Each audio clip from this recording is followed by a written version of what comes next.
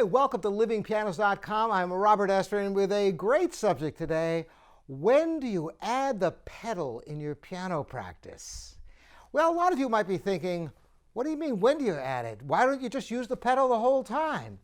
Well, there are good reasons to practice without the pedal. I've discussed this at great length in many videos, and today we're going to talk about when to add the pedal to your piano practice. Now, why is it you should practice without the pedal? As I've talked about before, in order to discover the best fingering, to be able to really connect the music with your hands, you want to be able to practice hearing all the notes clearly.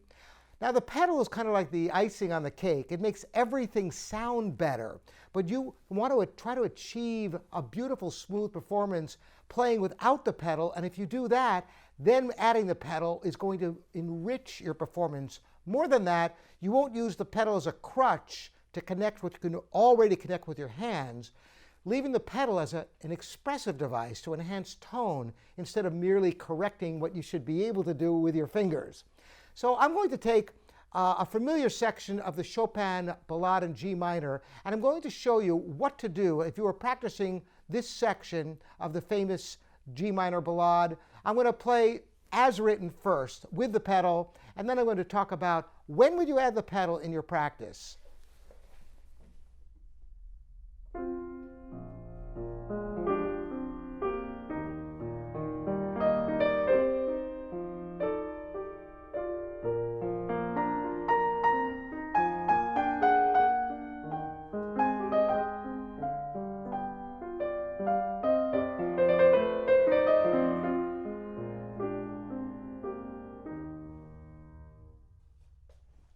Of course, it goes on from there. Well, the first thing is, how do you practice to begin with?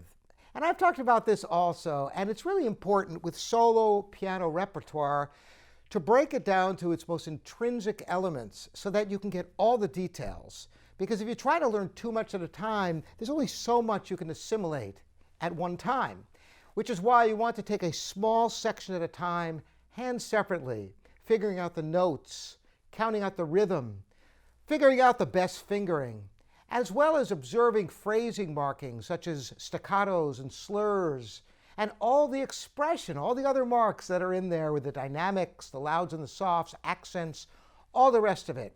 So if you took just the right hand at that very beginning part that I started,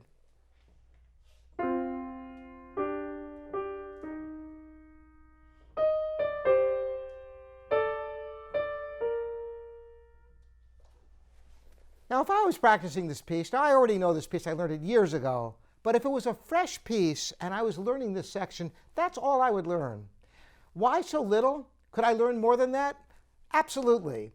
But how long would it take me to take a phrase twice as long? Would it take twice as long for me to learn that phrase? More than that, if I was practicing a whole afternoon and wanted to keep learning, it might be really challenging to take 16 measure or 32 measure phrases where I could knock out smaller phrases very easily and sustain a longer practice. So let's say you get that much learned. Then you learn the left hand.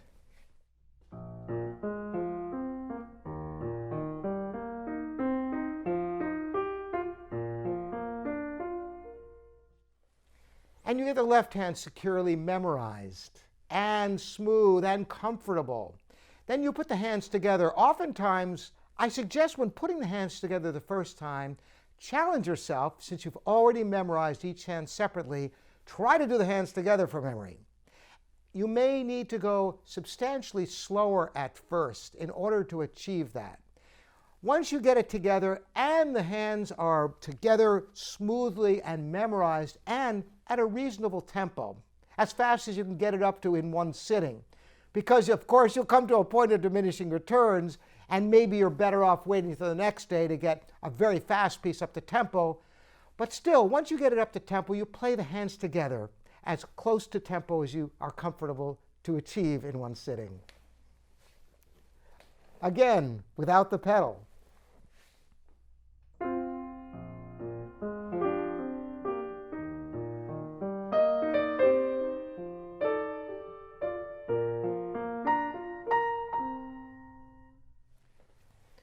Now you hear already that there's good fingering because I'm able to play legato in both hands. You'll know right away when your fingering could be better if you hear things that are not connected or disjointed, where things aren't secure. In fact, one of the most important solutions to most technical problems is finding a better fingering. This transcends just this lesson today about pedaling and when to add the pedal. I would suggest whenever you run into snags in your playing where something just isn't secure, no matter how much you've practiced it in various ways, investigate fingering. That's just a little side tip for you today. So you've got a phrase together. You've got the hands separately memorized. You put them together. You've got it comfortable. You've got a fluid tempo. That's the time to add the pedal for the first time, because now you're going to use the pedal for the right reasons, to enhance the tone and to connect what you can't connect. Because after all, in the left hand in these arpeggios, it sounds much nicer to have the arpeggios sustain beyond what you can reach, what you can hold, because your left hand's going all over the place. Yet you want that low B flat, for example, to hold longer than just the eighth note. So listen to it now with the pedal.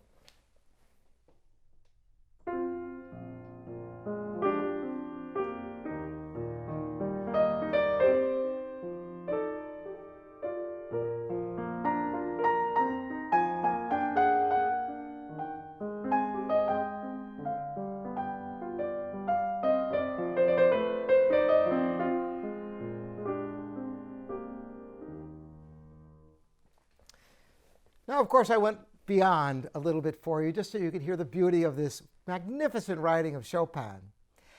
So even after you've gotten the pedal and everything and you've put the piece together, going back and practicing without the pedal is really essential. And I can tell you I've had the good fortune of studying with many, many brilliant concert pianists. And I can tell you every one of them is or was a firm believer in practicing without the pedal. It's a great technique.